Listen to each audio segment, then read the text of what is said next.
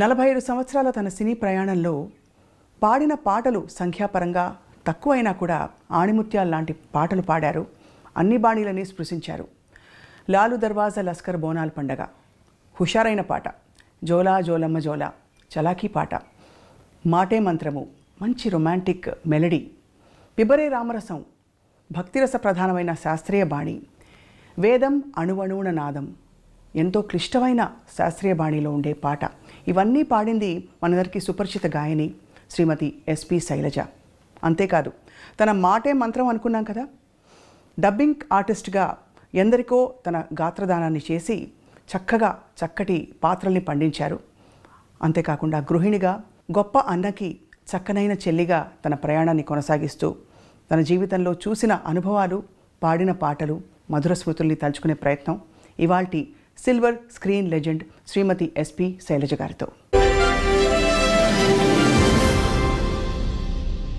ఇవాల్టి మన silver screen legend శ్రీమతి SP Shailaja గారితో మాట్లాడబోతున్నాం.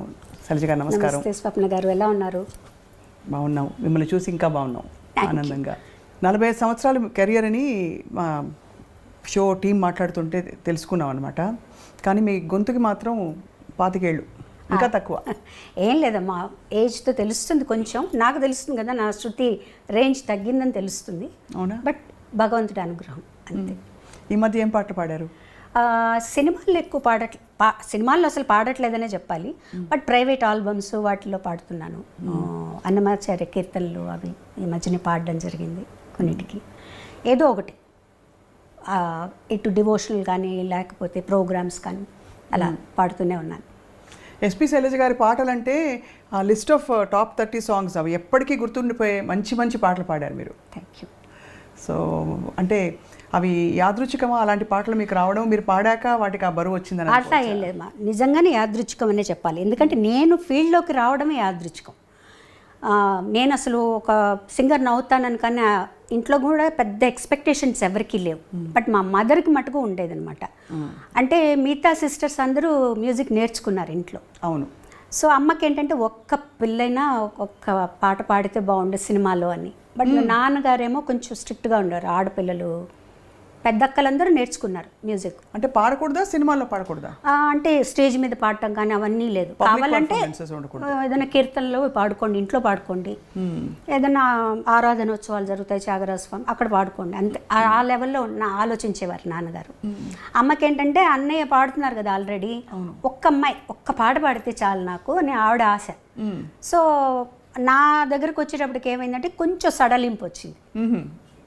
అంటే స్కూల్ ద్వారా వచ్చింది. స్కూల్లో కాంపిటీషన్స్లో పాడటం, ప్రైజులు రావటం. అవును. సో అమ్మ అది బాగా ఎంకరేజ్ చేసేవారు. అంటే కాంపిటీషన్స్ వరకు నాన్న ఒప్పుకునేవారు, కానీ ప్రోగ్రామ్స్కి వెళ్ళటం, స్టేజ్ మీద పాడటం ఒప్పుకునేవారు కాదు. నాన్నగారికి తెలియకుండా పంపించేవారు అమ్మ. నేను కూడా అది పెద్ద సీరియస్గా తీసుకోలేదు. ఏదో పాడుతున్నాను తెలుసు, పాటలు నేర్చుకోవడం ఇష్టం. పెద్ద మనకి వెసులుబాటు కూడా ఉండేది కాదు. అంటే టేప్ రికార్డర్స్ అలా కాకుండా నేను రేడియోలో వినడం, అక్కయ్య దాన్ని నాకు చెప్పడం, రాసుకోవటం, అట్లా నేర్చుకున్నాను నేను. ఎలాంటి పాటలు అప్పుడు నేర్చుకునేవి? అప్పుడు ఎక్కువగా సుశీల్ గారి పాటలే. అసలు రేపల్లె వేచను, రాధకు నీ వేర ప్రాణం, ఇవన్నీ అన్నమాట. నీ దయరాధ, పూజలో సాంగ్స్ అన్నీ సుశీల్ గారి పాటలు, అందరి పాటలు నేర్చుకునేదాన్ని. ఒక పెద్ద చేంజ్ ఏంటంటే అప్పుడు యాదోంకి బారాత్ రిలీజ్ అయింది. ఆ పాటలు అసలు ఎక్కడికో తీసుకెళ్ళిపోయాయి. ఇలా కూడా చేంజ్గా ఉంటున్న పాటలు అంతే తప్పించి నేను సినిమాల్లో పాడాలి అనే ఉద్దేశం అయితే నాకు లేదు. అంటే అనుకున్నా మహా అయితే ఒక పాట పాడతానేమో, అంతే. చదువు మీద, కాంపిటీషన్స్ మీద, వీటి మీదే జాస్ ఉండేదన్నమాట. తర్వాత స్పోర్ట్స్లో ఉండేదాన్ని నేను. నేను ఖోఖోలో స్టేట్ సెలెక్ట్ అయ్యాను అనమాట.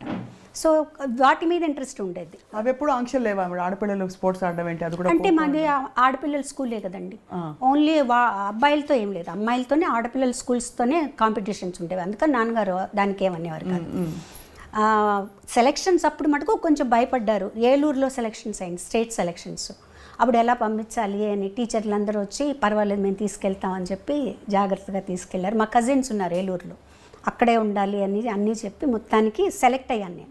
ఆంధ్రా నుంచి నేను ఒక్కదాన్ని స్టేట్ సెలెక్షన్లో నెల్లూరు డిస్ట్రిక్ట్ నుంచి నేను సెలెక్ట్ అయ్యాను అనమాట. అబ్బాబ్బా, అంత ఖోఖో. ఖోఖోకి సరే. అప్పుడు యాక్చువల్గా ఇంకా నేను నేషనల్ సెలెక్షన్కి వెళ్ళాలి. సో అదే టైంకి నాకు ఫస్ట్ పాట పాడే ఛాన్స్ వచ్చింది. అది ఆట కాదు పాట అని decide పాట దీంట్లోకి వచ్చాను అనమాట. అట్లా జరిగింది. అది కూడా నేను ఒక్క పాట పాడతానని అనుకున్నా. మళ్ళీ వెనక్కి వచ్చేస్తాను, 9th స్టాండర్డ్ ఫినిష్ చేయాలి, 10th చదవాలి, చదువుకోవాలి అనే ధ్యాస, ఆటల మీద ధ్యాస ఎక్కువ ఉండేది. అలా వచ్చిన దాన్ని ఇక్కడ స్థిరపడిపోయాను. అప్పట్లో మీరు పాడుతున్నప్పుడు అన్నయ్య మీ పాట విని ఎలా స్పందించేవారు? కరెక్ట్ చేసేవారా? నాన్నగారు కరెక్ట్ చేసేవారా మీ పాటని? గమకం ఇలా వనాలమ్మా, లేకపోతే ఇది ఇంకా ఈ శృతిలో ఇలా పాడాలని చెప్పి? కానీ నాన్నగారు పెద్దగా ఏ కరెక్షన్ అంటే అంతగా వినేవారు కాదు. అప్పట్లో ఏదన్నా వస్తే రేడియోలో రావటం, లేదంటే మేము రికార్డ్ చేసుకొని చెన్నై నుంచి నెల్లూరు వెళ్ళి నాన్నగారికి వినిపించడం మేము వెళ్ళినప్పుడు అలాగే జరిగేదన్నమాట. సో అన్నయ్య మటుకు చెప్పేవారు. నేను పాడిన వేరే పాటలు కూడా విని ఎక్కువగా నాకు నా మీద సుశీల్ గారి ఇన్ఫ్లుయెన్స్ ఉండేది విపరీతంగా. ఆ స్పష్టత తెలుస్తుంది పలుకులో, చాలా ఉండేదన్నమాట. సో ఎప్పుడు నన్ను హెచ్చరిస్తూ ఉండేవారు అన్నయ్య, నువ్వు సుశీల్ గారి లాగా పాడావంటే మటుకు ఉండలేవు ఇండస్ట్రీలో.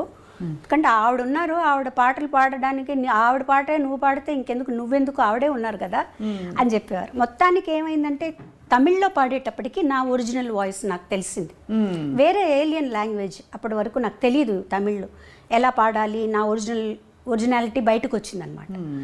సో అప్పుడు లక్కీగా ఏంటంటే ఈ జానపదం టైప్ సాంగ్స్ మనం రావటం వల్ల ఆ ఛాయలు కొంచెం తగ్గాయి. అయినా కంప్లీట్గా పోయాయని నేను చెప్పను. ఆవిడ ఇన్ఫ్లుయెన్స్ నా జన్మాంతరం నా మీద ఉంటుంది. సో అది మటుకు చెప్పేవారు. తర్వాత ఎక్స్ప్రెషన్స్ ఇవ్వాలని చెప్పేవారు. కంపోజ్ చేస్తారు అన్నీ ఓకే, నువ్వేం చేస్తావు దానికి, నీ ఎక్స్ప్రెషన్స్ ఇవ్వాలి ఆ పాటలో. లేకపోతే అక్కడ వాళ్ళు యాక్ట్ చేస్తారు ఓకే, ఆ పాట బ్లాండ్గా ఉందనుకో వాళ్ళు మటుకు ఏం చేస్తారు, ఆ పాట నువ్వు అనుభవించి నువ్వు కూడా కొంచెం నటించాల్సి ఉంటుంది.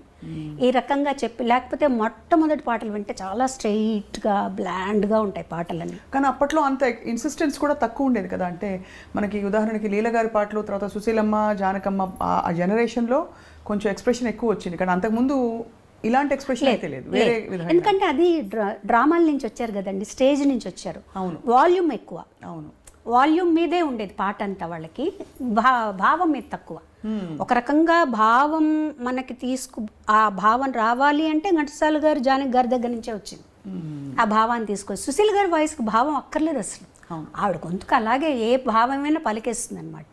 సో వాటి నుంచి నెమ్మదిగా దాటుకుంటూ ఎలా దాటుకోవాలి, మైక్ సెన్స్, మైక్ వాయిస్ని ఎంతలా ఉపయోగించుకోవాలి, మైక్ ముందు ఎలా పాడాలి, స్టేజ్లో మైక్ ముందు ఎలా పాడాలి, ఇవన్నీ వీళ్ళందరినీ చూసి నేర్చుకున్నాను. మీరు పాడే టైంకి కూడా ట్రాక్ సిస్టమ్ ఉండిందా, లేక కొంత నేను ట్రాక్స్ లేదండి, ట్రాక్ లేదు, లైవ్. అంటే సింగిల్ టేక్ ఆర్టిస్టులు అందరూ కలిసి వాయించడం అంతే. మళ్ళీ ఒక తప్పు చేస్తే అందరూ వాయించారు. చాలా కష్టం అంటే అది ఆ స్కూల్ అలవాటు అయిపోయిన తర్వాత మిగతా చాలా ఈజీ అనిపిస్తాయి. ట్రాక్ పాడడం ఈజీ అనిపిస్తుంది. ఎందుకంటే అక్కడ చాలా జాగ్రత్తగా ఒక 30 పీస్ ఆర్కెస్ట్రా ఉందనుకోండి, పక్కన కో ఆర్టిస్ట్ ఇంకో చోటుకి వెళ్ళాలనుకోండి, ఇవన్నీ దగ్గర పెట్టుకోవాలి మనం. సో ఆ స్ట్రెస్ కూడా ఉంటుంది. అమ్మో నేను తప్పు చేస్తే అంత ఆగిపోతుంది, అన్నీ మొదటి నుంచి మొదలు పెట్టాలి అని చెప్పి చాలా జాగ్రత్తగా. బట్ మీరు బాగా గమనిస్తే వాటికి ఉండే ఏమంటారు ఆ క్లారిటీ, ఆ పాటల్లో ఉండే క్లారిటీ మీకు ట్రాక్ సిస్టమ్స్ అవన్నీ వచ్చేసాక అంత క్లారిటీ లేదు చూడండి. అవును, అది డెఫినెట్గా ఉంటుంది. తర్వాత పోటీ ఉంటుంది, పాడాలి, ఇంకా ఇంప్రూవ్ చేయాలి. పక్క వాళ్ళు ఏం పాడుతున్నారు, వాళ్ళు ఎలాంటి ఎక్స్ప్రెషన్స్ ఇస్తున్నారు, మనం ఎలాంటివి ఇవ్వాలి అనే పోటీ. మీరు వసంత గారు కలిసి పాడారు కదా అప్పుడు పాట, ఫస్ట్ సాంగ్ అదే. ఫస్ట్ సాంగ్ మీరు కలిసి, యాక్చువల్లీ మీరు హైదరాబాద్ వస్తే మళ్ళీ మిమ్మల్ని తిరిగి కాంపిటీషన్కి వచ్చాను హైదరాబాద్కి, all India some singers competition. మన చిత్తరంజన్ గారే దానికి జడ్జిగా వచ్చారు. ఆ రోజు పాడేసి లక్కీగా నేను వసంత ఇద్దరం పాడేసి ట్రైన్ ఎక్కాము. ఇద్దరు కలిసి పాడారా? లేదు, తను ఒక సాంగ్ నేను ఒక సాంగ్. తనకు ఫస్ట్ ప్రైజ్, నాకు సెకండ్ ప్రైజ్ వచ్చింది ఆ కాంపిటీషన్. తనేమో రారయ్య పోయిన వాళ్ళు అని గాజులకి స్టైల్లో ఒక పాట పాడింది. నేను ఏం పాడానో నాకు అంతగా గుర్తులేదు, రాధకు నీవేర ప్రాణమే పాడాను అనుకుంటానండి. సో అది పాడిన తర్వాత మధ్యాహ్నానికి మాకు అప్పుడు ఫోన్లు ఎవరింటికో తెలిసిన వాళ్ళ ఇంటికి ఫోన్ చేసి అన్నయ్య పిల్లలిద్దరిని ట్రైన్ ఎక్కించి మార్నింగ్ కల్లా చెన్నైలో ఉండేటట్టు చేయమన్నారు అనమాట. సో ఆ కాంపిటీషన్ పాడి ట్రైన్ ఎక్కి వచ్చేసాం. అది 1977 1977 13th ఫిబ్రవరి 14th ఫిబ్రవరి పాడామని. అబ్బా, గూస్ బంప్స్ వస్తున్నాయి మీరు చెప్తుంటే. అంటే అంతకాలం క్రితం. సో అప్పుడు లలిత సంగీతం బాగా ప్రాచుర్యంలో ఉంది. అవునండి. విడిగా నేర్చుకోవడం అలా ఉండిందండి? అంటే లలిత సంగీతం అవన్నీ ఏదైనా మంచి పాటలు ఉన్నాయి. ఇప్పుడు కచేరీలు చేసేటప్పుడు అప్పుడు లలిత సంగీతం కూడా పాడేవాళ్ళు. సినిమా పాటలతో పాటు లలిత సంగీతాలు పాడేవాళ్ళం, అందరూ పాడేవాళ్ళు, కో సింగర్స్ అందరూ. సో ఆ లెక్కగా నేర్చుకున్నాను అనమాట కొన్ని పాటలు. ఒక్క పాట గుర్తు చేసుకోగలుగుతారా? ఒక పల్లవి. లలిత సంగీతమా? మీ ఇష్టమైన పాట. లలిత సంగీతం ముఖ్యంగా ఎందుకంటే అది మనకి తరచుగా వినిపించదు. ఇది యాక్చువల్గా నేను పాడే ఈ లలిత సంగీతం ఏంటంటే చాలా ప్రాచుర్యం పొందింది, కానీ ఎవరు రాశారు, ఎవరు కంపోజ్ చేశారని తెలియదు. మా సిస్టర్ రాసింది, తనే కంపోజ్ చేసింది అనమాట. ఇది అప్పుడు డీడీలో వచ్చింది. నేను అన్నయ్య గారు పాడేటప్పుడు నిన్ను పిలిచాను వెదకి అలిశాను అయినా కానరాకున్నావు నీవు, నిన్ను పిలిచాను వెదకి అలిశాను అయినా కానరాకున్నావు నీవు,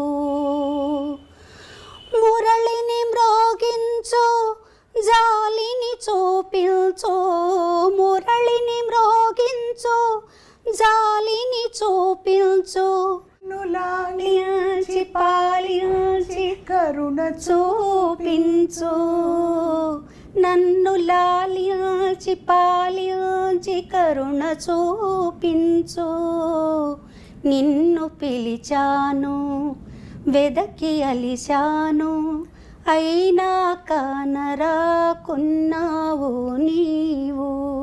మీరే గుర్తుపెట్టుకున్నారు చక్కగా. ఎంత చక్కటి పాట, ఎలా మర్చిపోతామండి ఈ పాట.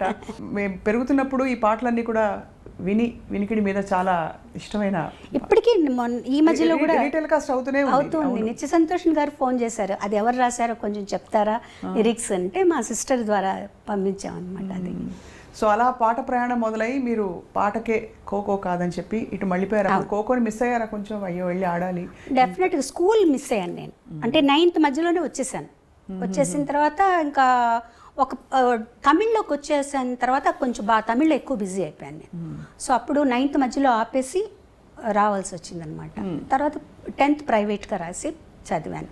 బట్ ఆ స్కూల్ అట్మాస్ఫియర్, కాలేజ్ అట్మాస్ఫియర్ ఇవేవి తెలియవు నాకు. బట్ ఎలా అయినా డిగ్రీ చేయాలని ఒక ఆశ. అవును. తర్వాత మళ్ళీ ఒక 5 years తర్వాత డిగ్రీ ఫినిష్ చేశారు. శైలజ గారు, మిమ్మల్ని ఎప్పుడు చూసినా అప్పటి నుంచి ఇప్పటిదాకా మీరు పాటలు పాడిన తీరు, ఇప్పుడు లాస్ట్ ఇంటర్వ్యూ మనం చేసినప్పుడు చాలా పద్ధతైన పెంపకం కొట్టొచ్చినట్టు కనిపిస్తుంది. ఎవరి ప్రభావం? అన్నయ్య ప్రభావం లేకపోతే నాన్నగారు అమ్మగారు అలా చెప్పించి? ఎక్కువ చెప్పాలంటే అమ్మగారు, ముగ్గురిది ప్రభావం ఉందండి. ముందు అమ్మగారు ఎంత మనకి స్వాతంత్రం ఇస్తారో అంత స్ట్రిక్ట్గా ఉండేవారు. దాన్ని మీరు ఉపయోగించుకోండి తప్పించి దాన్ని నిరుపయోగం చేసుకోకూడదు. నేను ఇచ్చే స్వాతంత్రాన్ని దాన్ని చక్కగా ఉపయోగించుకోండి, అంతేగాని ఓవర్గా ఇవన్నీ ఉండకూడదు. పద్ధతిగా అలా ఉండాలి. ఉదాహరణకి అంటే కట్టుబొట్టు అలాగా? కట్టుబొట్టు అలాగే అంటే ఎంత అమ్మ అంటే, మేము స్కూల్కి వచ్చాక 2 జడలు వేసుకోవడం, స్కూల్లో తప్పనిసరి కాబట్టి వేసుకునేవాళ్ళం. మా అక్కయ్యలు 2 జడలు కూడా వేసుకోకూడదు, 1 జడ వేసుకోవాలి. 2 జడలు కంటే 1 జడ ఇంకా పద్ధతి అలా ఉండేవాళ్ళమాట. మా దగ్గరకు వచ్చేటప్పుడు స్కూల్కి కంపల్సరీగా ఇలా కట్టుకొని వెళ్ళాలి, 2 జడలు కట్టుకుని వెళ్ళాలి. సో అది అలవాటు అయిపోయింది, అలా ఉండేది. తర్వాత సినిమాలు కూడా మా అమ్మగారు, నాన్నగారు, మా నాన్నగారు అస్సలు సినిమాలు చూడరు. మా అమ్మగారు బయటికి రారు. ఎప్పుడన్నా ఏదన్నా సినిమా బాగుంది అంటే చూసి ఎవరన్నా వచ్చి చెప్తే ఈ సినిమా చూడొచ్చు అంటే మమ్మల్ని పంపించేవాళ్ళు. ఓహో, సినిమాలు చూడడం కూడా. తర్వాత కొంచెం మా జనరేషన్ వచ్చేటప్పటికి మేము కొంచెం స్వాతంత్రం వచ్చిందనమాట. మా అక్కయ్య వాళ్ళనైతే అసలు కొన్ని సినిమాలకి వెళ్ళకూడదు, ఏంటంటే అందులో వర్షంలో తడుస్తారట హీరోయిన్. సో అలా ఉండేది. బట్ చదువులో కానీ, ఆటల్లో కానీ, కాంపిటీషన్స్, పాటల్లో కానీ వీటన్నిట్లో ఎంకరేజ్ చేసేవారు. అన్ని కాంపిటీషన్స్కి పంపించేవారు. డ్రాయింగ్ కాంపిటీషన్ దగ్గర నుంచి తర్వాత జనరల్ నాలెడ్జ్ అన్నిటికీ పంపించేవారు అనమాట అమ్మ. ఆ విషయంలో మటుకు ఇది. తర్వాత ఏదైనా స్టేజ్ మీద నేను పాడుతాను అంటే మటుకు వద్దనేవారు కాదు. వెళ్ళు పాడు, ఆ స్టేజ్ ఫియర్ పోతుంది నీకు, ఎవరో ఒకరిని తోడిచ్చి పంపించి నాతో పాడించేవారు అనమాట. అది కూడా నాన్నగారికి అంత ఇష్టం ఉండేది కాదు. మరి ఎలా మేనేజ్ చేసి? అమ్మ మేనేజ్ చేసి తెలియకుండా పంపించేశారు. స్కూల్కి వెళ్ళిందనో ఎక్కడికో వెళ్ళిందనో అని చెప్పి పంపించేసేవారు అనమాట. వన్స్ అన్నయ్య సినిమాల్లోకి వచ్చిన తర్వాత కొంచెం బాలు సినిమాలో పాడుతున్నారు, వాళ్ళ కుటుంబం అట్లా ఇట్లా అయిన తర్వాత అప్పుడు నాన్నగారు కూడా కొంచెం పర్వాలేదు, అబ్బాయి అక్కడ ఉన్నాడు కాబట్టి అన్నయ్యతోటే కచేరీలకు వెళ్ళేదాన్ని, 1-2 కచేరీలకు హాలిడేస్లో. తను ఉన్నాడు కాబట్టి పర్వాలేదు అని చెప్పి పంపించారనమాట. మొదటి పాట పాడుతా ఉంటే సరే వెళ్ళరండి. అప్పుడు కూడా అందులో చిన్నపిల్లలం కాబట్టి ఆయన పెద్ద మాకు ఏం అడ్డంకి చెప్పలేదు, నాన్నగారికి చెప్పే తీసుకెళ్లారనమాట సాంగ్కి. ఎందుకు అడిగాను ప్రత్యేకంగా అంటే సాహిత్యాల విషయంలో కూడా కొంచెం ట్రెడిషనల్గా ఉండే ఇళ్లలో ఈ సాహిత్యం పాడద్దు పాడించద్దు అని కూడా కొన్ని ఆంక్షలను చెప్పను, కానీ కొన్ని నియమాలు ఉంటాయి. సో ఆ నియమాలు అంటే ఉదాహరణకి రొమాంటిక్ డ్యూయట్స్ ఒక దశకంలో అయితే బాగా సాహిత్యాలు కొద్దిగా శృతి మించి కూడా మనం ఉన్నాయి, ఎప్పుడూ ఉన్నాయండి. అంటే మరీ ఇప్పుడు సపోజ్ నేను అన్నయ్య పాడుతున్నాను అనుకో, అసలు నేను అన్నయ్య డ్యూయట్ పాడేటప్పుడే నేను బుక్ ఇలా అడ్డం పెట్టుకుని పాడేదాన్ని, నాకు మొహమాటంగా ఉండేది చాలా. తర్వాత తను చెప్పేవాడు ఇలా అయితే ఎలా పాడగలుగుతాం, అప్పటికి ఇంకా అంత పెద్దగా ట్రాక్ సిస్టమ్ లేదు కదా, అలా ఉంటే పాడొచ్చు, ఇద్దరం కలిసి పాడాల్సి వచ్చినప్పుడు నువ్వు అలా ఉండకూడదు, పాటగా తీసుకో అని. లక్కీగా ఏంటంటే మా ఇద్దరికి అలాంటి సాంగ్స్ రాలేదు. అవును, ఇద్దరికి అంత భయంకరమైన సాహిత్యం ఉన్నవి లేవు. ఒకవేళ 1-2 వచ్చినా కూడా తను ఏం చెప్పాడంటే మేము ఇద్దరం పాడమైంది, మీరు వేరే వాళ్ళ చేత పాడించేసే అని చెప్పేసేవారండి. అసలు మీ ఇద్దరం తను పాడదు, మీరు వేరే ఇంకెవరి చేతన్నా పాడించుకోండి అని చెప్పేసేవారనమాట. ఆ ఇబ్బంది ఎప్పుడు నాకు అంతగా రాలేదండి. సపోజ్ ఇంకొంచెం ఏదైనా నాకు నా నాలెడ్జ్కి తెలిసి ఏదన్నా కొంచెం బాగాలేదు ఇక్కడ అంటే నేను కొంచెం ధైర్యంగానే చెప్పేదాన్ని, ఇది బాగాలేదండి నాకు ఇబ్బందిగా ఉంది అని. అప్పుడు కొంచెం మన మాటను కూడా వినేవాళ్ళండి. అప్పుడు మీరు వదులుకోవడం కూడా పెద్ద విషయం, అంటే అవకాశం కదా. అవును అవును. అంటే మీరు దేనికి ప్రాధాన్యత అంటే వస్తున్నాం అప్పుడే కదా మేము కూడా వస్తున్నాం, ఒక సాంగ్ వదులుకోవడం అంటే అది చాలా పెద్ద విషయం. ఎప్పుడైనా చూకమంటుందా ఇప్పుడు తలుచుకుంటే? అంటే మంచి పనే చేశారనిపిస్తుంది. చాలా గొప్ప విషయం అండి, నా కళ్ళలో నీళ్ళు వస్తున్నాయి మీరు చెప్తుంటే. ఎందుకంటే నాకు ఎప్పుడు మీలో ఒక గుణం, ఇది వ్యక్తిగతం అయితే ఏమనుకోకండి, కానీ అన్నయ్య గీసిన గీత నేను దాటకూడదు, అన్నయ్యకి తగ్గట్టుగా నేను ఉండాలి, అమ్మ నాన్నకి తగ్గట్టు ఉండాలనే ఆ చక్కదనం మీలో కనిపిస్తుంది. అంటే అన్నయ్య కూడా ఎప్పుడు కూడా నువ్వు ఇలా ఉండాలని ఎప్పుడు చెప్పలేదండి, తన్ని చూసే మనకు అర్థమైపోతుంది. తన ఒక్క చూపుతో ఇది నచ్చింది నచ్చలేదు అని తను మనం గమనించి చెప్పేసేయచ్చు. మన బిహేవియర్ ఎలా ఉన్నప్పుడు తను ఒక చూపు చూశాడంటే సేమ్ మా మదర్ అనమాట, ఓకే అర్థమైపోతుంది తనకు నచ్చలేదు, తనకు నచ్చినట్టు మనం ఉండాలి. అంటే చాలామంది అంటారు అంటే మీ ఇండివిజువాలిటీని వదులుకోవడం కదండి అది, బాలుగారు చెప్పినట్టే మీరు ఉండాలి, ఆయన పద్ధతిలోనే మీరు ఉండాలి అంటే నేనేం నష్టపోలేదు కదండి, నేనేమి నష్టపోలేదు. నేను ఫీల్ అయితే నాకు స్వాతంత్రం లేదు, నేను ఇలా ఉండాలి అలా ఉండాలనుకుంటున్నాను అలా వెళ్ళాలనుకుంటున్నాను అంటే అప్పుడు నేను బాధపడచ్చు. నాకేమాత్రం లేదు, ఓకే నేను ఎందుకంటే తను ఎంత కష్టపడుతున్నాడో, తను ఎంత పద్ధతిగా ఉన్నాడో, అందరితో ఎలా మెలుగుతున్నాడో అవన్నీ తన్ని ఇక్కడికి వచ్చాక చెన్నై వచ్చాక నాకు అర్థమైంది. పెద్ద ఫ్యామిలీ మాది, ఆ ఫ్యామిలీని అంతా తనే పోషిస్తున్నారు. అలాంటప్పుడు తను ఎంత పద్ధతిగా ఉండాలి, ఎంత వర్క్ చేయాలి, డే అండ్ నైట్ వర్క్ చేసేవాడు. తను పిల్లలతో స్పెండ్ చేయలేదని అదని ఇదన్నీ అన్నా కూడా ఇంత ఫ్యామిలీ గడవాలి అంటే తను పిల్లలతో స్పెండ్ చేస్తే అవ్వదు. నేను ఆ ఫీల్డ్లోకి వచ్చిన తర్వాత ఇవన్నీ నాకు అర్థమయ్యాయి మోర్ దెన్, ఎందుకంటే మిగతా వాళ్ళందరికంటే కూడా నేను తనతో ఎక్కువ స్పెండ్ చేశాను. సో నాకు అప్పుడు అర్థమైంది తను నలుగురితో ఎలా ఉంటారు, ఏమన్నా ఏ ప్రాబ్లమ్స్ ఉన్నా అవి ఇంటి దగ్గర. వన్స్ స్టూడియోకి వచ్చేసాక అసలు కంప్లీట్గా బాలసుబ్రహ్మణ్యం ఆ పాటకు చేంజ్ అయిపోతాడు అంతే. సో ఇవన్నీ కూడా ప్రొఫెషనల్గా మనం ఇలా ఉండాలి, ఈ పద్ధతిలో ఉండాలి, మనలో అనవసరంగా ఒక మాట మనం మాట్లాడకూడదు, మన గురించి ఇంకొకళ్ళు మాట్లాడకూడదు అంతే. ఆ పద్ధతి అట్లా అలవాటైపోయింది తనతో ఉండి మాటే మంత్రము పాట పాడినప్పుడు మీరు చాలా చిన్నవారు, మీరు బాలుగారు కలిసి పాడిన ఈ పాట ఇప్పటికీ స్టేజ్ మీద హిట్ సాంగ్స్లో ఇష్టపడి, నేను సినిమా పాటలు నాకు అన్నీ రావు కానీ పాడమంటే ఈ పాట చాలా ఇష్టంగా ఎంచుకునే పాట.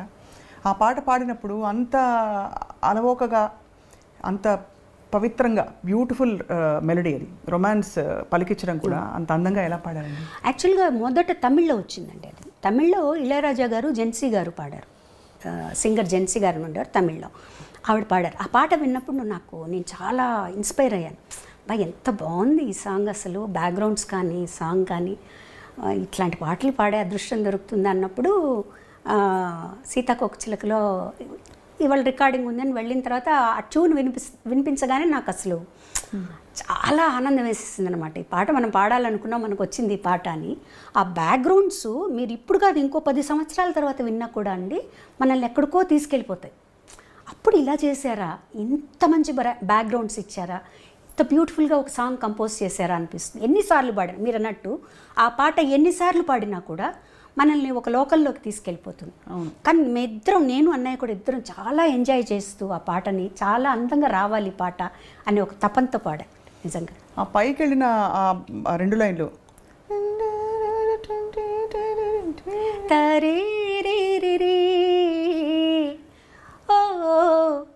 అదొకటి అందమైనది. ఇది ఒకటి థర్డ్ బ్యాక్గ్రౌండ్. ఆ పాటకంతా ఆయువు పట్టు 3వ బ్యాక్గ్రౌండ్ విజయం అది చాలా అద్భుతంగా ఉంటుందండి. అసలు అది బాగుంటుంది. దాని తర్వాత వచ్చే వైలిన్ బిట్టు అది కూడా అద్భుతంగా ఉంటుంది, చాలా బాగుంటుంది. నిజంగా ఎంజాయ్ చేస్తూ పాడాం. అది పెద్ద పీస్ ఆర్కెస్ట్రా, మళ్ళీ లైవ్లో చేసి అంతా లైవ్ బాబోయ్. అసలు మళ్ళీ మీరు చూడండి, నాకు అంటే అంత లైవ్తో పాడడం, పక్కన అందులో ఒక దిగ్గజం. అవును, ఎస్పి బాలు గారు. ఎంత అన్నయ్య అయితే కూడా బాలు అదే బాలుగారి కంటే కూడా అన్నయ్యగానే భయం ఎక్కువ అనమాట. ఎందుకంటే తను ఎలా పాడతాడు, తన క్యాలిబర్ ఏంటో అన్నీ తెలుసు నాకు కదా. పాటని ఇలా నేర్చుకొని పాడేస్తాడు తను. సో కనీసం మనం 50% పాడాలి తనకి మ్యాచ్ అవ్వాలంటే అనమాట. సో ఆ పాట తనతో పాడడం అనేది చాలా చాలా చాలా అదృష్టం అని చెప్పాలండి నిజంగా. సో తర్వాత మీరు కూచిపూడి ఆర్ట్స్ అకాడమీలో వసంత గారు మాత్రమే నేర్చుకున్నారా, మీరు డాన్స్ చేశారా? వసంత గారు మట్టుగా నేర్చుకున్నారండి. నేను భరతనాట్యం నేర్చుకున్నాను. మీరు భరతనాట్యం నేర్చుకున్నారు. అది కూడా ఎలా అయిందంటే, నేను భరతనాట్యం నేర్చుకోలేదు. పాప పల్లవి నేర్చుకునేది భరతనాట్యం ఇంట్లో. మాస్టర్ ఇంటికి వచ్చేవారు. నేను మధ్యాహ్నం రికార్డింగ్ బ్రేక్ అయ్యి భోజనానికి వచ్చినప్పుడు ఆయన కూర్చొని ఉండేవారు.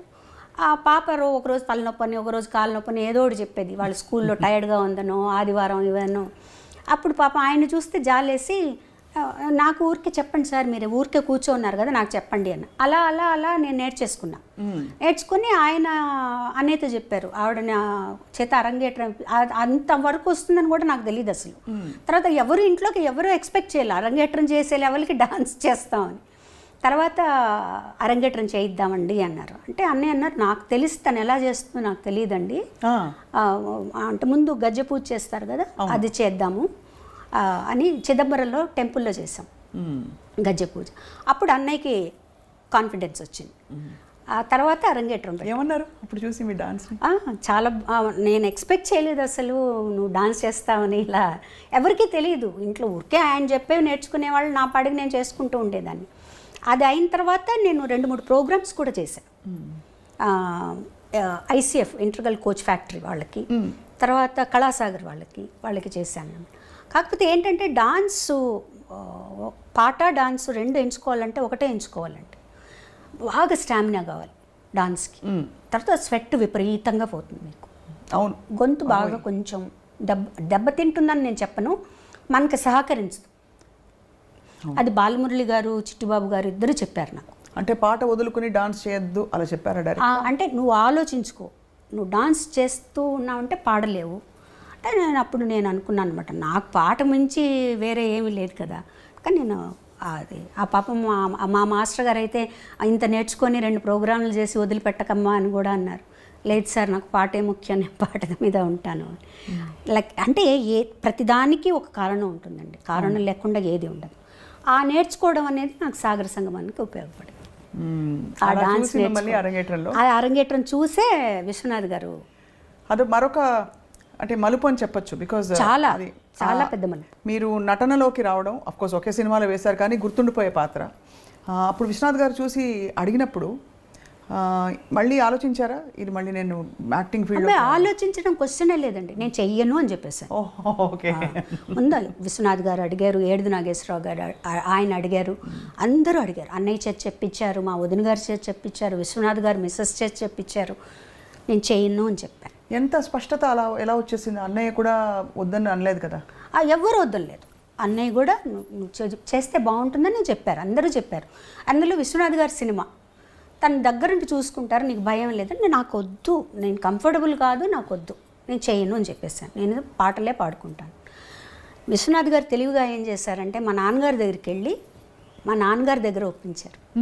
బాబాయ్ నేను మంచి క్యారెక్టర్, దాని చేత చేయిస్తాను, ఎటువంటి చెడ్డ పేరు రాదు, అవన్నీ చెప్తే ఇంకా నాన్నగారు నన్ను పిలిచి అన్నయ్య అంతలా ఆడుతున్నారమ్మా నువ్వు చేయొచ్చు కానీ రిలక్టెంట్గానే ఒప్పుకున్నానండి ఆ క్యారెక్టర్ నిజంగా. అంటే సరిపోయింది, నేను ఇష్టం లేకుండా చేయబట్టి ఆ క్యారెక్టర్ కరెక్ట్గా సరిపోయినట్టే అనిపిస్తుంది నాకు.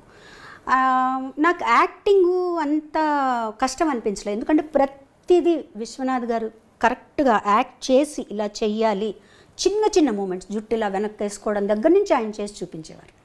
మా నాన్నగారి మీద నాకెంతో గౌరవం ఉంది, భక్తి ఉంది. ఇప్పుడు తప్పులు తెలుసుకుని నేను ఆయన మర్చిపోలేను. అందుకే చెప్తున్నాను, నువ్వు నాతో వస్తావో ఇక్కడే ఉంటావో ఆలోచించు. శైలు, నువ్వు ఇంకా చిన్న పిల్లవే అనుకున్నాను.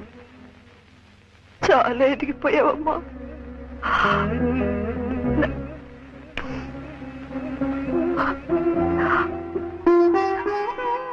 నన్ను వదిలి వెళ్ళిపోతావా? మన ఇంటి గౌరవం మనల్ని వదిలి వెళ్ళిపోయే ముందు నేనే నా జాగ్రత్త పడ్డం మంచిది. అందుకే ఇప్పటికీ మించిపోయింది లేదు. ఎవరిని కావాలనుకుంటున్నావో ఆలోచించుకో. కానీ అయినా మీరు అలా పట్టేసి, ఎందుకంటే ఆ పాత్రలో మీకోసమే ఆ పాత్ర అల్లినట్టు అనిపిస్తుంది. అది మనకి అది విశ్వనాథ్ గారిలో ఉందండి. అది అదే నేను చేసిన ఒక్క సినిమా కాబట్టి నాకు అనిపిస్తుంది ఆయనలో ఉంది అది. అంటే అఫ్కోర్స్ మనలో కూడా ఆ జీల్ రావాలి, చెయ్యాలి అని ఆయన చేస్తుంటే మనకు ఆటోమేటిక్గా వచ్చేస్తుంది. తర్వాత ఫస్ట్ నేను భయపడింది ఏంటంటే కమల్ హాసన్ గారు ముందర చేయాలి. ఇది శాస్త్రీయ నృత్యమా కాదా? ఏ సాంప్రదాయం? ఎన్ని సాంప్రదాయాలు ఉన్నాయో కూడా తెలుసా నీకు? దీన్ని భరతనాట్యం అంటారు.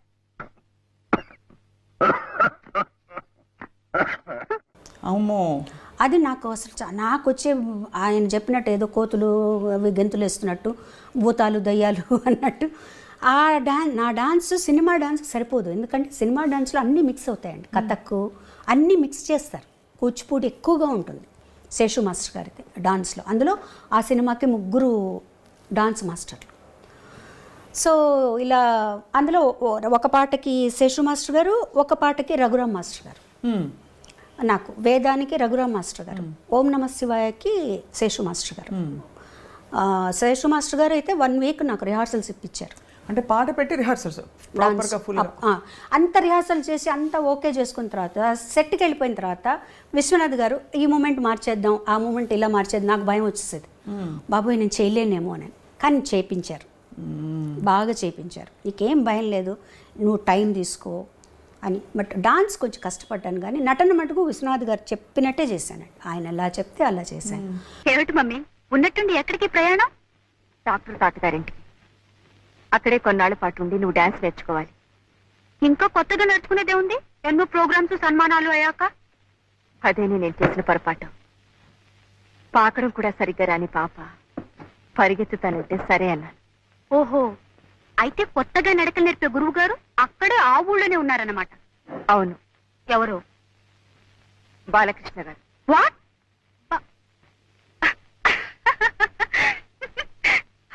Are you joking? నీతో వెళ్ళకూడలేమిటి? కానీ టైం అయింది. నో, నన్ను గురించి అంత చండాలంగా రాసిన తర్వాత నేను వాడి దగ్గర శైలు, బాలకృష్ణ గారు నీకు గురువు గారు, ఆయన గారి దగ్గర నేనే నేర్చుకుంటాను. కానీ ఇప్పుడు వెనక్కి తిరిగి ఆలోచించుకుంటే అండి, నేను కానీ ఆ సినిమా వద్దు అనుకొని ఉంటే ఎంత మంచి పాటలను పోగొట్టుకొని ఉండేదాన్ని. అయ్యో కదా, ఎందుకంటే ఆ సినిమాలో నేను యాక్ట్ చేస్తాను అని చెప్పిన తర్వాత అన్నయ్య గారు విశ్వనాథ్ గారికి ఇళయరాజు గారికి చెప్పారు, ఇందులో శైలజకి పాటలు ఉంటే అవి శైలజ పాడుతుంది అని చెప్పారనమాట. అప్పటికి నేను ఒప్పుకోలేదు. పూజ కార్యక్రమం అయిపోయింది, జానకి గారు ఓం నమ శివాయ పాడేశారు. అది ఒక అదృష్టం. అదొక అదృష్టం. అండ్ అది లాజికల్ కూడా వేరే వాళ్ళు పాడతారు, వేరే వాళ్ళే పాడతారు డాన్స్ కాబట్టి లాజికల్గా కూడా పాడు. ఆ తర్వాత రాజా గారు ఏమన్నారంటే ఒక్క సాంగ్ తనకు వస్తుంది, అది తను పాడుతుంది, ఇంకొక మంచి పాటలు కూడా ఉన్నాయి, తన చేతి పాడిద్దామని నాద వినోదము వేవేల గోపెమ్మల భేదము పాడించారనమాట.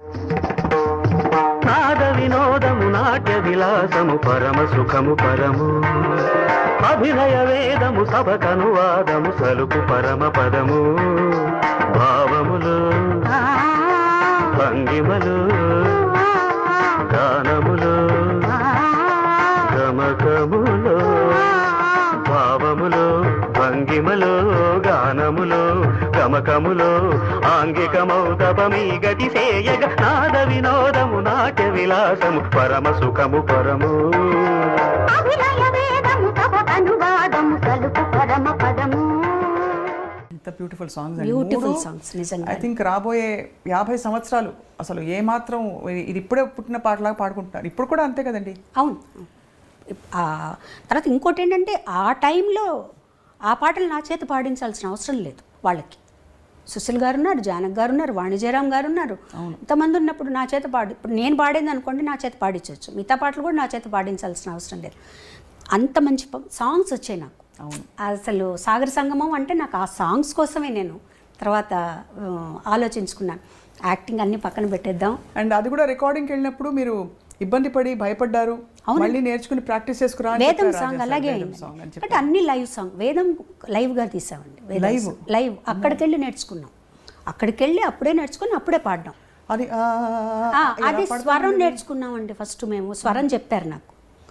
అసిస్టెంట్ గారు ఏం చేస్తారంటే మా స్వరం పాడాలి, మీరు స్వరం నేర్చుకోమంటారు. నేను స్వరం పాడడం ఎప్పుడు ఈజీ, అకారం కంటే కదా. స్వరం పాడేశాను. మానిటర్లో విని ఇళయరాజా గారు అన్నారు, స్వరం కాదు నాకు ఆలాపన కావాలి అన్న. రావట్లేదు ఆ ఫాస్ట్నెస్కి ఆలాపన.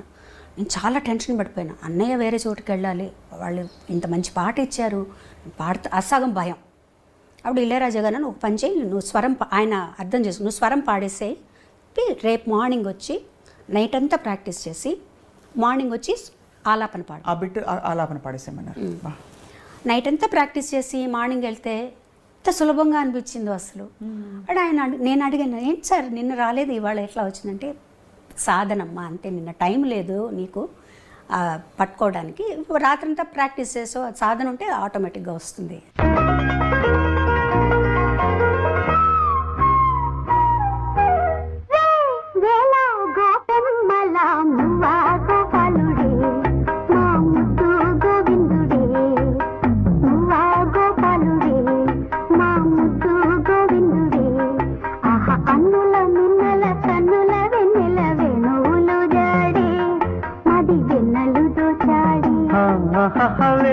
వేళ గోపెమ్మల మువ్వ గోపాలుడే మా ముద్దు గోవిందుడే అని చెప్పారనమాట. సో అదొక మంచి ఎక్స్పీరియన్స్ నాకు. ఆ పాట రూమ్లోకి వెళ్ళి తలుపేసుకొని ఇంకా అదే పని నాకు. ఎంత హై పిచ్ అండి వేవేల గోపమ్మల. అది కూడా రెండు చాలా హై పిచ్. ఆ హమ్మింగ్ తీసుకోవడం ఒకటి, అదే పాటకు మళ్ళీ యాక్ట్ చేయడం కూడా అంతే ఫాస్ట్లో వస్తుంది అమ్మాయి. ఆ హమ్మింగ్ పాడుకుంటూ వస్తుంది. అవును, అది ఒక టెన్షన్ నాకు డాన్స్లో ఆ పాటకి.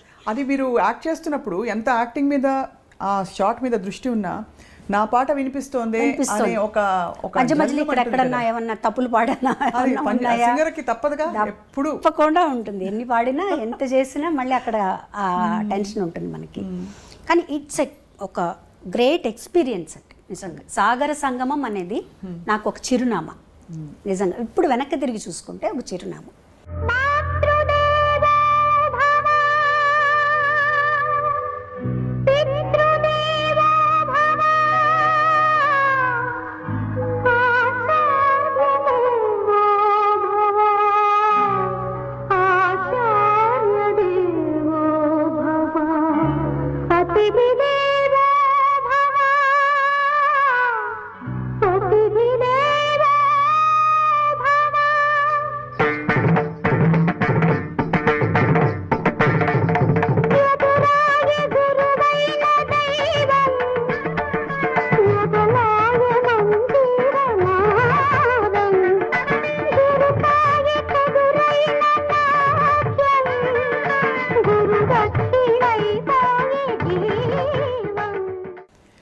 ఈ టైంకి యాక్చువల్లీ అంటే మామూలుగా మనకి మన జీవితం గురించి ఒక ఐడియా ఉంటుంది.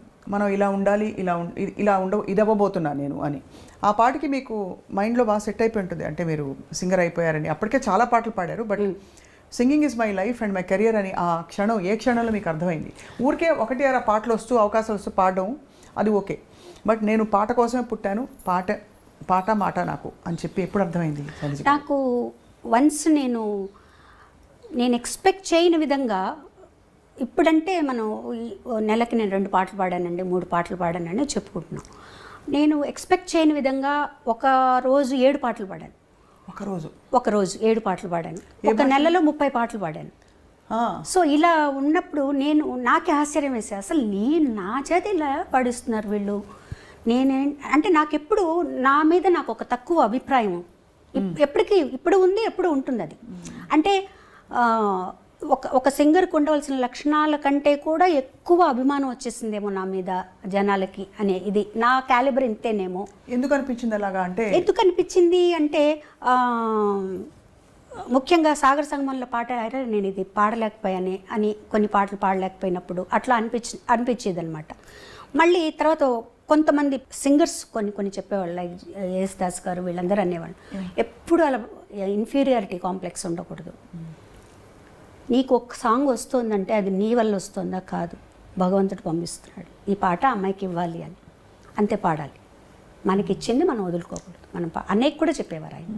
అన్నయ్య కూడా ఇదే ఆలోచనలో ఉండేవారు. నాకు రావాల్సిన దానికంటే ఎక్కువ వచ్చేసిందేమో, పేరు ప్రఖ్యాతులు, నేను ఇంకా సాధన చేయాలేమో, ఇవన్నీ ఉండేవి అనమాట. ఆయన చెప్పేవారు ఎప్పుడు అలా అనుకోవద్దు, మీకు ఈ పాటలు ఎందుకు వస్తున్నాయి, వాళ్ళు ఏమైనా ఊరికే పిలిచి మీరేమన్నా వాళ్ళకి ఏమన్నా లంచాలు ఇస్తే వస్తున్నాయా? రావట్లేదు కదా.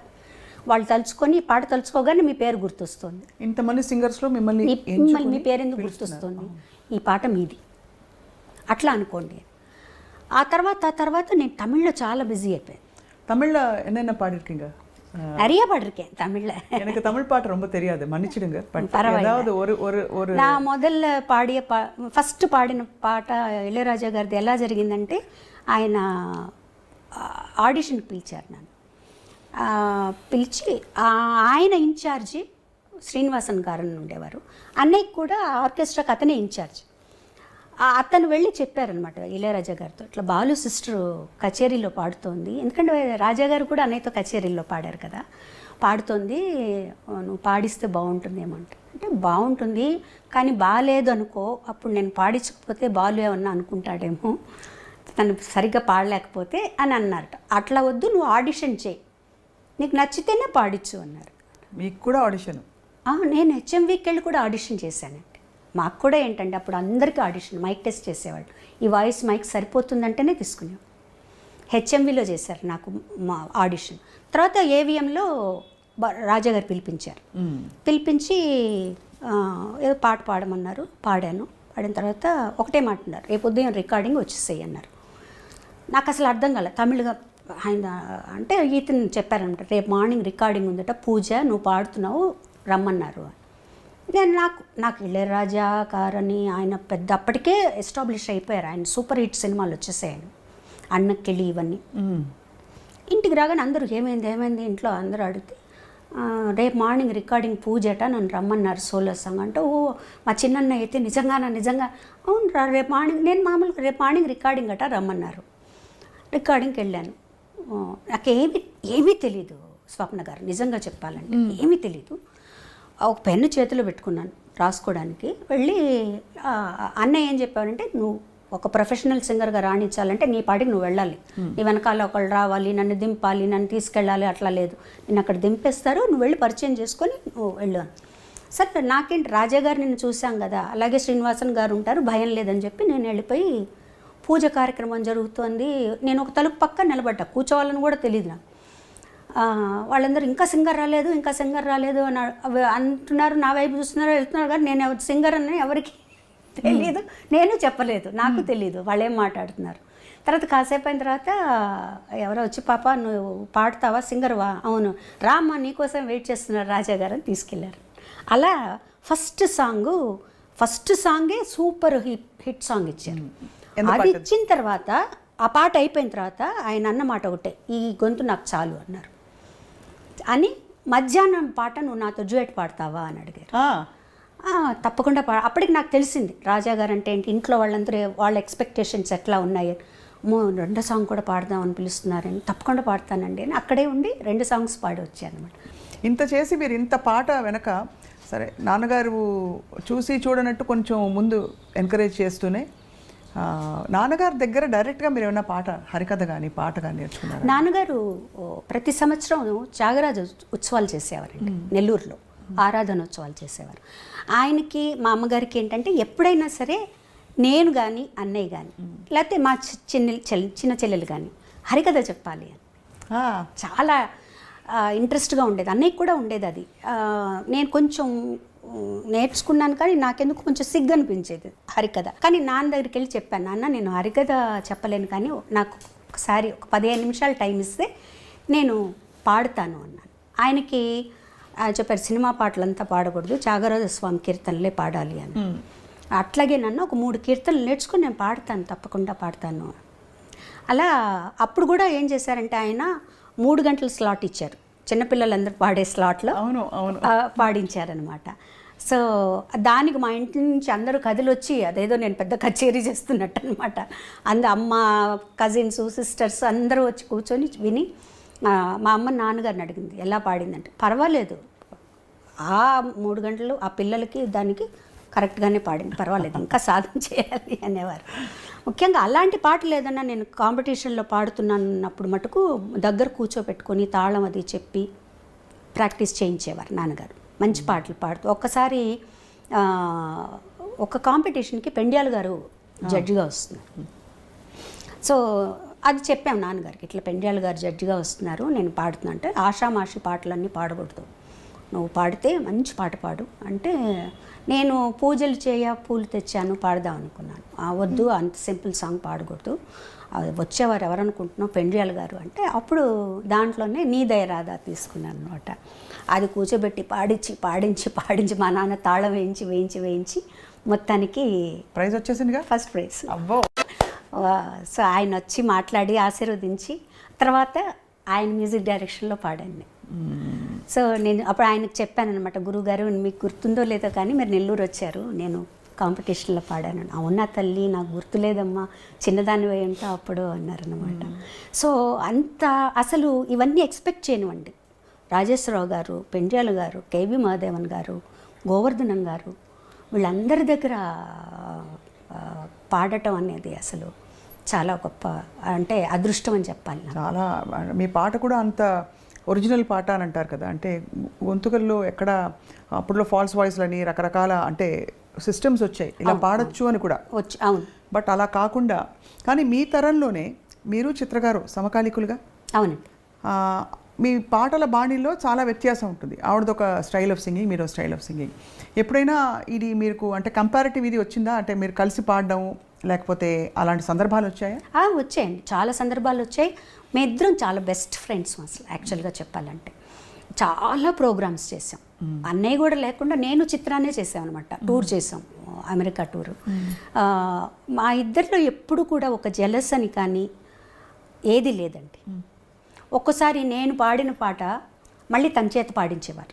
తను నాకు ఫోన్ చేసేది, శైలా ఇట్లా నువ్వు పాడిన పాట నన్ను పాడమని అడుగుతున్నారు అంటే మీ వాయిస్ తీసి పాడించే. నేను ఆల్రెడీ రికార్డ్ చేసేసింది. ఎందుకు అలా జరుగుతుంది? అందులో మీరు అంటే ఇది సున్నితమైన ప్రశ్న కానీ మీ పాట అంత బాగుంది ఒకటి. రెండోది మీరు ఎస్పి బాలు గారి సోదరి. అట్లా కాదండి, ఇక్కడ అలా ఉండదు.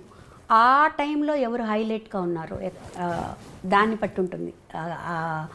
అంటే ఎక్కువ ప్రామినెన్స్ ఎవరికి ఉంది అప్పుడు అట్లా కూడా చూస్తారు. మా సినిమాలో చిత్రగారు పాడితే బాగుంటుందండి, మ్యూజిక్ డైరెక్టర్ నన్ను పిలిపి పాడిపించారనుకోండి, లేదంటే ఆ పాట చిత్రగారి చేత పాడిస్తామని. అట్లా తను పాడిన పాటలు కూడా నేను పాడిన ఉన్నాయి.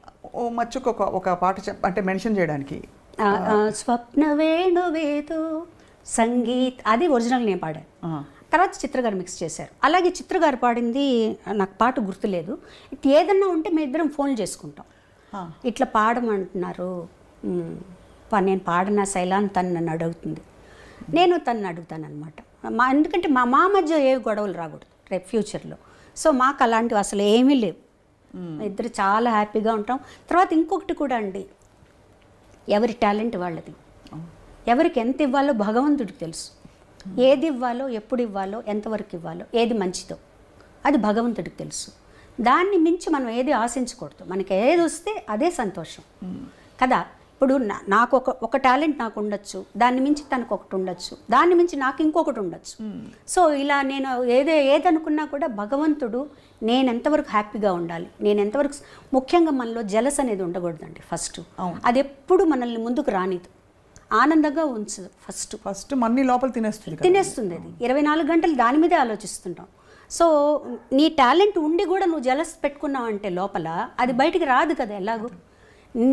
నువ్వేం చేయదలుచుకున్నావు, నువ్వు స్టేజ్లో ఎలా పాడదలుచుకున్నావు, నీకు ఇచ్చిన పాట నువ్వు ఎలా పాడతావు, అంతే. అంతే. ఇద్దరం కలిసి ఒక పాట పాడేటప్పుడు కూడా పోటాపోటీగా ఉన్నప్పుడు పాడేవాళ్ళం, అలాగే నవ్వుకుంటూ సరదాగా నవ్వుకుంటూ పాడేవాళ్ళం, అంతే. తప్పించి మా ఇద్దరి మధ్యనే కాదు, నాకు ఏ సింగర్స్తోనూ ఎప్పుడు ఎలాంటి ప్రాబ్లం రాలేదు, ఏ సింగర్స్తోనూ రాలేదు. మీరు అందులో ఒక విధంగా చూస్తే మీకు అడ్వాంటేజ్, ఒక విధంగా చూస్తే డిసడ్వాంటేజ్ అని చెప్పను ఎప్పుడు, కానీ అడ్వాంటేజ్ ఒక ఫ్రేమ్ వర్క్ కూడా మీరు బాలుగారి చెల్లెలు అవ్వడం వల్ల అందరూ మన ఇంటి అమ్మాయి మన అమ్మాయిని చూసుకోవడం ఒక విధమైన ఇది ఉంటుంది. ఇంకో విధంగా చూస్తే గబుక్కుమని మీరు చొరవ తీసుకుని వెళ్ళలేరు. ఇంకోటి కూడా ఏంటంటే ఎక్స్పెక్టేషన్స్ కూడా ఎక్కువ ఉంటాయి. బాలుగారితో కంపేర్ చేస్తూ బాలుగారు లాగా పాడుతుంది, తను ఇలా ఇంత లెవెల్కి పాడుతుంది అనే ఎక్స్పెక్టేషన్స్ ఉన్నాయి. లక్కీగా ఏంటంటే నేను ఆడపిల్లని అయిపోయాను. ఇదే చరణ్కి అయితే చాలా ఇబ్బంది, చాలా ఎక్స్పెక్టేషన్స్ ఉంటాయి చరణ్, చాలా ప్రెషర్ అండి, చాలా ప్రెషర్. నేను చరణ్ అనే కాదండి, ఒక క్యాలిబర్ సంపాదించుకొని ఒక సినిమా యాక్టర్లను కానీ ఎవరైనా సరే వాళ్ళ పిల్లలందరికీ ఉంటుంది, కంపారిజన్ ఉంటుంది. 24 గంటలు వాళ్ళకి తర్వాతేనండి వీళ్ళు అంటారు, కానీ వీళ్ళెంత కష్టపడుతున్నారో, ఎవరైనా కష్టపడితేనే ఆ లెవెల్కి వస్తారు, అది రాదు, అది ఆలోచించరు, కంపేర్ చేసేసి బాలేదు అనేస్తారనమాట.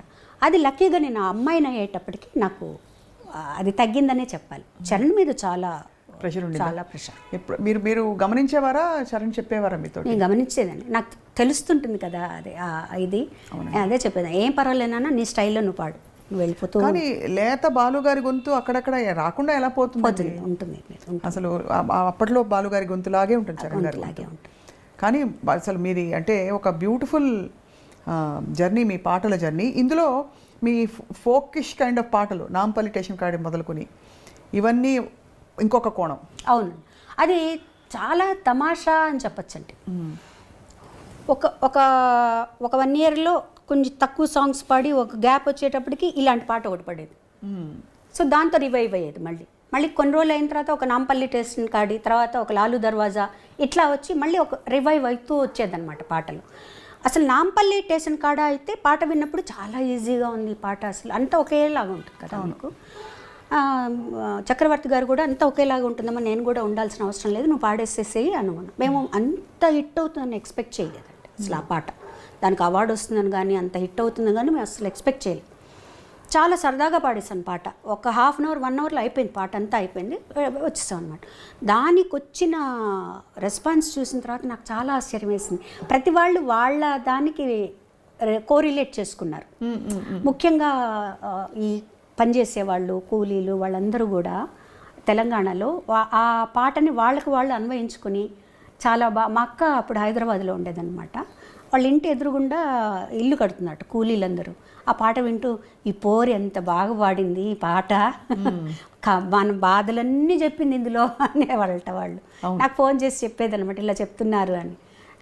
తర్వాత నేను చక్రవర్తి గారు కూడా కలిసినప్పుడు అనుకునేవాళ్ళు, అన్నయ్య ఈ పాట ఇంత హిట్ అవుతుంది మనం అనుకోలేదు కదా అంటే, చెప్పలేమమ్మా జనాల పల్స్ అది, దాన్ని ఆ టైము అది రిలీజ్ అయ్యేది దాన్ని ఉంటాయి చెప్పారు. అలా చక్రవర్తి గారు కూడా నన్ను చాలా ఎంకరేజ్ చేశారు.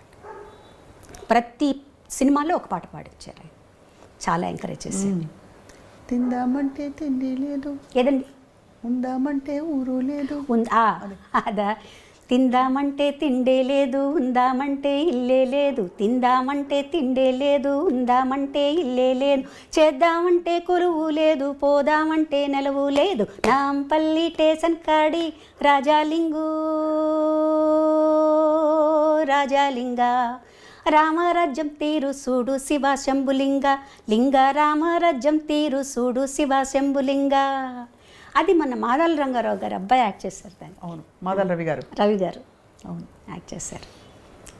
తర్వాత టి కృష్ణ గారు కూడా అండి, చాలా మేమిద్దరం చాలా ఫ్రెండ్స్లా ఉండేవారు యాక్చువల్గా. చాలా విషయాలు మాట్లాడుకునేవాడు, ఎంత ఏజ్ గ్యాప్ ఉన్నా ఆయన చాలా విషయాలు చెప్పేవారు నాతో.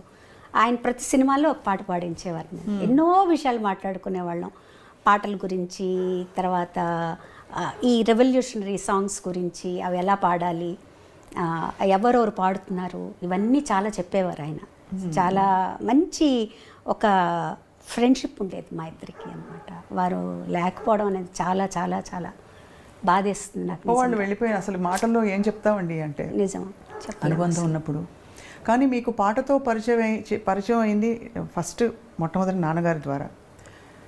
నాన్నగారు అంటే ఇది జంకుతూ అడుగుతున్నాను, నాన్నగారు వెళ్ళిపోయినప్పుడు మీకు చాలా పెద్ద మాటల్లో చెప్పలేనంత బాధ, ఆ తర్వాత ఆ జ్ఞాపకాలు, అది ఎలా కోపోయారు ఆ టైంలో? నాన్నగారితో నేను ఎక్కువ స్పెండ్ చేయలేదని చెప్పాలండి. ఎందుకంటే నేను 2nd, 3rd, 4th చెన్నైలో అన్నయ్య దగ్గర చదివాను. 5th నుంచి 9th వరకు నెల్లూరులో చదివాను. ఈ 2ndకి ముందర పెద్ద ఊహ మనకి ఏం జరిగింది అనేది గుర్తుండేది కాదు. ఈ 5 6 years నాన్నగారి దగ్గర ఉన్నాను నేను. బట్ ఆయన ఇన్ఫ్లుయెన్స్ చాలా పడింది నాకు. ఎందుకంటే ఒక పట్టుదల ఆయనలో. తర్వాత ఎన్ని కష్టాలు వచ్చినా కూడా ఆయన అస్సలు తొణికేవారు కాదు. మెన్ను విరిగి మీద పడ్డా కూడా చాలా స్ట్రాంగ్గా ఉండేవారు. నేను రాముడిని నమ్ముకున్నాను, ఆయన ఆరాధ్యులైనా కూడా, శైవ పూజ రోజు చేసుకున్నా కూడా రాముడు భక్తుడైన, నేను రాముడిని నమ్ముకున్నాను, రాముడే నన్ను కాపాడుతాడు అన్న దీంట్లోనే ఉండేవారు అనమాట. లక్కీ నేను ఇక్కడికి వచ్చాక ఏంటంటే ఇక్కడి నుంచి నాన్నగారికి నేను ఉత్తరాలు రాసేదాన్ని. ఇంకెవ్వరు రాసేవారు కాదు, నాన్నగారికి మటుకు నేను ఉత్తరాలు. ఎందుకంటే నేను పుస్తకాలు విపరీతంగా చదివేదాన్ని, అలా పిచ్చిగా ఖర్చు పెట్టేదాన్ని బుక్స్ మీద. ఆ టైంలోనే 1000 రూపాయల దాకా నెలకు బుక్స్ మీద ఖర్చు పెట్టేదాన్ని, కలెక్ట్ చేసుకునేదాన్ని బుక్స్. నాన్నగారికి కూడా చాలా ఇష్టం పుస్తకాలు, ఆయన దగ్గర పెద్ద బీరువా ఉంది. నవలలు, సాహిత్యం అన్నీ, రామాయణ భారత భాగవతాలు అయితే ఎన్నున్నాయో చెప్పలేం, అన్నీ అన్నమాట. సో ఆయన నా దగ్గర నా కలెక్షన్స్ చూసి నాకు ఉత్తరం రాసేవారు, అమ్మ ఈ ఫలానా పుస్తకం నీ దగ్గర ఉంటే నాకు పంపించు అని. ఇక్కడి నుంచి నేను ఆ బుక్ పంపించి, నాన్నగారు పుస్తకం పంపిస్తున్నాను, నేను అమెరికా వెళ్తున్నాను, మీకు ఏం కావాలి అంటే, ఆయన ఎప్పుడు అమెరికా వెళ్ళినా ఫౌంటైన్ పెన్ ఒకటి తీసుకురమ్మనేవారు అనమాట. ఆయనకు చాలా ఇష్టం. తర్వాత నాన్నగారికి ఒంట్లో బాగాలేదు అని ఆయన పెద్దగా కూడా కష్టపడలేదండి. నాన్నగారి నుంచి నెల్లూరు నుంచి చెన్నైకి నేనే తీసుకొచ్చాను, కారులో వెళ్ళి నాన్నగారిని తీసుకొచ్చి అమ్మ ఇక్కడే ఉంచుతాం నాన్నగారిని. అంతకుముందు ఏంటంటే ఒకసారి ఒక నైట్ నేను నాన్నగారితో హాస్పిటల్లో ఉన్నాను. నార్మల్గా ఉన్నారు, బాగానే ఉన్నారు, టెస్ట్ల కోసం ఏదో పెట్టారు, బాగున్నారు. ఆ రోజు మరి ఎందుకో తెలియదు, నాన్నగారు మటుకు నన్ను పిలిచి, మా అన్నను జాగ్రత్తగా చూసుకోవాలి. ఇదేంట్రా ఆయన ఇలా చెప్తున్నారు నాన్నగారు? ఏం నాన్న? లేదమ్మా, వాడు ఒక్కడే కష్టపడుతున్నాడు, నువ్వు పక్కన ఉండాలి, అన్నం జాగ్రత్తగా చూసుకోమ్మా. తప్పకుండా నాన్న, అందరం అన్న కోసమే ఉంటాం, మేము అందరం చూసుకుంటాం, ఏం పర్వాలేదు. తర్వాత కొంచెం సీరియస్ అయింది ఆయనకి. బట్ అన్నయ్యతో చెప్పారనమాట, నువ్వు ఎన్ని చేసినారా ఇవాళ మధ్యాహ్నం 1:30కే నేను ఉంటాను, అంతవరకు ఆ తర్వాత ఉండను అని చెప్పేశారు. అలాగే 1:30కి అన్నయ్య బ్లడ్ గ్రూప్, నాన్నగారు బ్లడ్ గ్రూప్ సరిపోతే బ్లడ్ ఎక్కించాలన్నారు. అవసరం లేదనేసారు డాక్టర్లు. నాన్నగారు కూడా అవసరం లేదు, అమ్మని చూసుకో.